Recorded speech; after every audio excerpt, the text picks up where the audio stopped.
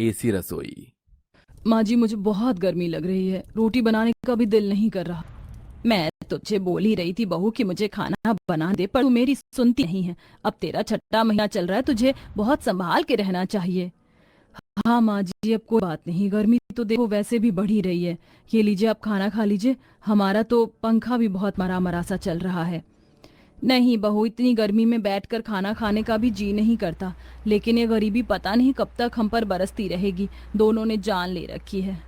बेचारा मेरा बेटा दिन रात इतनी मेहनत मजदूरी करता है, उसके बाद ही घर में चार पैसे आ पाते हैं। ना तो ठीक से घर में राशन भरता है और ना ही ज़रूरतमंद वाली चीज़ें आ पाती हैं।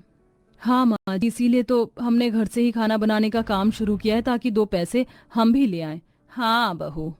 दोनों सास बहू बैठकर खाना खाती हैं। इतने में तमन्ना की बेटी रूही आ जाती है। रूही बेटा, अच्छा हुआ तू आ गई। तेरे को अच्छा लगेगा, तेरी मम्मी इतनी गर्मी में बाहर तुझे ढूंढने जाएंगी। घर में क्यों नहीं रहती? गर्मी से तेरी तबीयत खराब हो गई तो? सॉरी माँ, लाओ मुझे खाना खिलाओ। हाँ मेरी बच्ची। तभी तमन्ना रूही को अपने हाथ से खाना खिलाती है। मम्मी मेरा पेट भर गया, मैं अभी बाहर से खेल कर आती हूँ, तीशा मुझे बुला रही है। अरे पर बेटा, अभी तुझे मना किया था ना। ले बहू, चली गई तेरी रूही बिटिया, बिल्कुल नहीं सुनती। गर्मी में भी बस बाहर खेलना है। जाने दे, तू खाना खत्म कर। तुझे गर्मी लग रही थी ना, मैं तेरे लिए आम पन्ना लेकर आती हूँ। जी माँ जी। गायत्री जैसे ही उसके लिए आम पन्ना बनाने जाती है तो एकदम से धड़ाम की आवाज आती है। गायत्री पीछे मुड़कर देखती है तो बहू को बेहोश पाती है। बहू, बहू, हे भगवान बहू, तुझे क्या हो गया? लगता है गर्मी से इसकी हालत खराब हो गई। बोल भी रही थी, अब मुझे डॉक्टर के पास ले जाना होगा इसे। गायत्री फौरन अपनी बहू को डॉक्टर के पास ले जाती है, जहां डॉक्टर उसका चेकअप करके कहता है, घबराने की कोई बात नहीं है माता जी, जच्चा बच्चा दोनों ठीक है, लेकिन गर्मी की वजह से इन्हें थोड़ी कमजोरी हो गई है। बेहतर होगा कि आप इन्हें ठंडा खिलाइए पिलाइए और ठंडक में ही रखिए, गर्मी से इनकी हालत खराब होगी। ठीक है डॉक्टर साहब, मैं अपनी बहू का पूरा ख्याल रखूंगी। चल बहू, घर चल। गायत्री अपनी बहू को घर ले आती है और उसे बिठाकर डांटती है। तू मेरा बिल्कुल भी कहना नहीं मानती है तमन्ना बहू। मैं बोल रही थी ना, तुझे रसोई का काम नहीं करना चाहिए। इतनी गर्मी रहती है, फिर भी तुझे चूल्हे पर ही खाना बनाने लगती है। ये तो देख, अब तू गर्भवती है और गर्मी तेरे से सहन नहीं हो रही है। बस बहू, आज के बाद तू रसोई में नहीं जाएगी। बाहर के खाने का ऑर्डर आज से मैं बनाऊंगी और मैं ही पैक करके दूंगी। अरे माँ जी, पर वर कुछ नहीं सुनना मुझे। गायत्री अपनी बहू को दोबारा से आम पन्ना बनाकर पिलाती है। वहीं दूसरी ओर रूही तीशा के पीछे पीछे उसकी रसोई तक पहुंच जाती है, जहां पर एसी लगा हुआ था और बहुत ठंडक थी। वो दोनों फ्रिज में से निकाल कर पानी पीती हैं। अरे तीशा, तेरी रसोई तो बहुत ज्यादा ठंडी है, जैसे कि मैं फ्रिज में बैठी हूँ। तेरी मम्मी ने यहाँ पर एसी लगवा रखा है?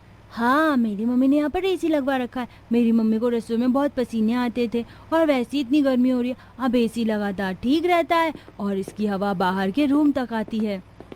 रूही, तेरी हिम्मत कैसे हुई मेरे घर में आने की? तीशा, तू किसी भी गरीब बच्चे को घर में मत लेकर आया कर, समझी? अब खड़ी क्या है तू? जा से।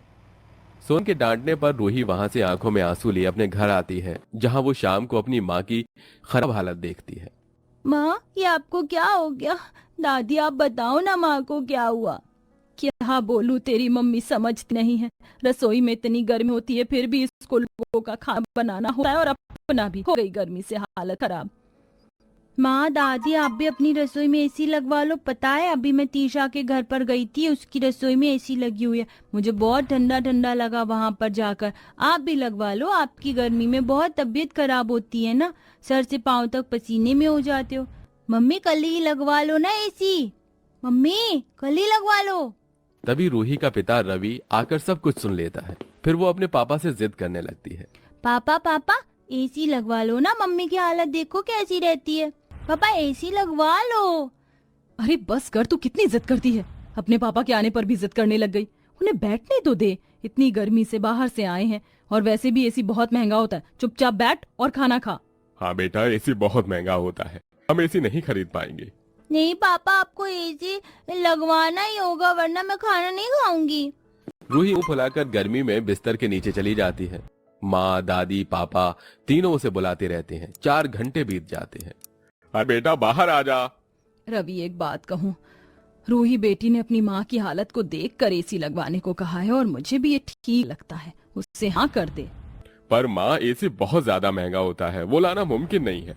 क्यों नहीं है बेटा, मैं ज्यादा खाना बनाकर पैसे जोड़ दूंगी, खर्च कम करने लगूंगी, कुछ पैसे तेरे भी जोड़ दूंगी। अगर आप दोनों इतनी मेहनत करेंगे मेरे लिए तो कुछ पैसे जोड़ने के लिए मैं माधुरी मालकिन जी के घर पर काम करना चाहती हूँ। वैसे भी उन्हें एक खाना बनाने वाली की जरूरत थी। नहीं बहू, तू अपनी हालत जानती है ना।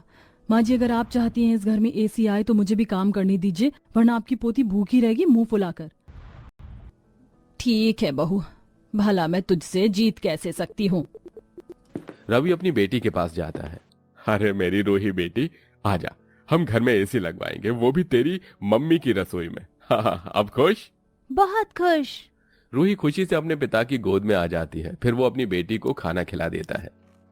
अब मुझे और मजदूरी करनी होगी ताकि अपनी बच्ची और पत्नी के लिए ये पाऊं, और कल शाम से जूस भी बेटा। सब सो जाते हैं। अगले दिन पूरे परिवार के लिए सुबह की एक नई किरण होती है।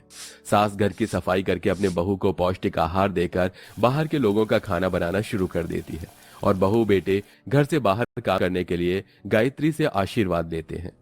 अरे बस बस मेरे बच्चों, मेरा आशीर्वाद तुम दोनों के साथ है। बहू ख्याल रखना। जी माँ जी। तमन्ना माधुरी मालकिन के घर चली जाती है, जहां वो मालकिन की एसी वाली रसोई में आराम से खाना बनाती थी। वहीं दूसरी तरफ गर्मी में रवि ईंट पत्थर उठा उठाकर एक बिल्डिंग से दूसरी बिल्डिंग में ले जाता है, और वहां से काम खत्म करके किसी का ठेला लेकर आम का जूस बेचने लगता है। आम का जूस 10 रुपए का गिलास, सिर्फ 10 रुपए का गिलास। आइए आइए, आम का जूस पीजिए, चेरी और नारियल के बुरादे सजा हुआ आम का जूस पीजिए। ये लीजिए भैया पैसे, मुझे दे दी 2 गिलास। ये लीजिए। हाँ शुक्रिया, और आप बहुत सस्ता और अच्छा आम का जूस दे रहे हैं। धन्यवाद। इस तरह भरी गर्मी में घर के तीनों सदस्य इसी तरह संघर्ष करके पैसे बचाते हैं, ज्यादा खर्च नहीं करते और पूरी मेहनत करते हैं। 1.5 महीने बाद वो जब अपने पैसे गिनते हैं तो उसमें 1000 रुपए की कमी हो जाती है। ये क्या माँ जी, हम सब ने इतनी मेहनत करी और इसमें से अभी भी 1000 रुपए कम है। 44,000 रुपए से कुछ नहीं होगा। हे भगवान, लगता है हमें थोड़ी और मेहनत करनी पड़ेगी। कोई बात नहीं, थोड़े दिन बाद एसी ले आएंगे। अगले दिन तीनों फिर से अपने काम को मेहनत से करने लगते हैं। तमन्ना मालकिन के यहाँ खाना बना रही होती है कि तभी किचन में माधुरी आती है, जो परेशान तमन्ना का उतरा चेहरा देखकर उससे पूछती है। अरे तमन्ना, तुम किस बात को लेकर परेशान हो? क्या हुआ? देखो तुम्हारा 8वां महीना लगने वाला है, अगर काम नहीं हो रहा तो बता दो। अरे नहीं नहीं मालकिन, ऐसी कोई बात नहीं है। मेरी बच्ची घर में एसी लाने की बहुत जिद कर रही थी। कल एसी लाने के लिए पैसे की गिनती की तो उसमें 1000 रुपए कम थे, बस उसी के बारे में सोच रही थी। अरे बस इतनी सी बात मुझसे कह देती, मेरे पति की इलेक्ट्रॉनिक शॉप है, मैं तुम्हें उनसे एसी दिलवा दूंगी। तुम इतना बढ़िया खाना बनाती हो, 1000 रुपए तो माफ कर ही सकते हैं। नहीं नहीं मालकिन, इतनी मेहनत करी है, वो 1000 रुपए भी मेहनत से ही चुकाना चाहती हूँ मैं। अरे बाबा ठीक है, तुम यहाँ पर जो काम करोगी तुम्हारी पगार से मैं पैसे काट लूंगी अगले महीने। फिलहाल तुम एसी खरीद के घर पर ले जाओ।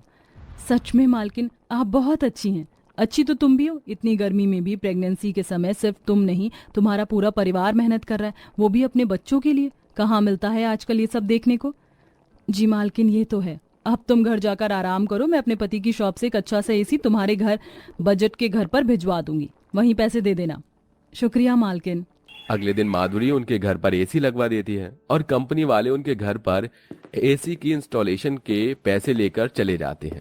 रूही एसी की ठंडी हवा खाकर ताली बजाकर कूदती है। इतने में रवि भी आ जाता है। ये हमारी भी रसोई में एसी लग गया। मम्मी मम्मी, अब आपको कभी गर्मी नहीं लगेगी रसोई में। हाँ मेरी बच्ची। सच में यकीन नहीं हो रहा, हमारे घर में एसी लग गया। अब सब हमारी कड़ी मेहनत और संघर्ष की वजह से हो पाया है। हाँ बेटा। गरीब परिवार एक साथ मिलकर मेहनत और संघर्ष करते हैं, जिसके बाद वो अपनी रसोई में एसी में अच्छे से खाना बनाते हैं। अब रसोई में खाना बनाते हुए तमन्ना और सास को गर्मी नहीं लगती, क्योंकि अब उनकी रसोई भी एसी वाली हो गई थी। तो इस तरह बनी गरीब की एसी रसोई।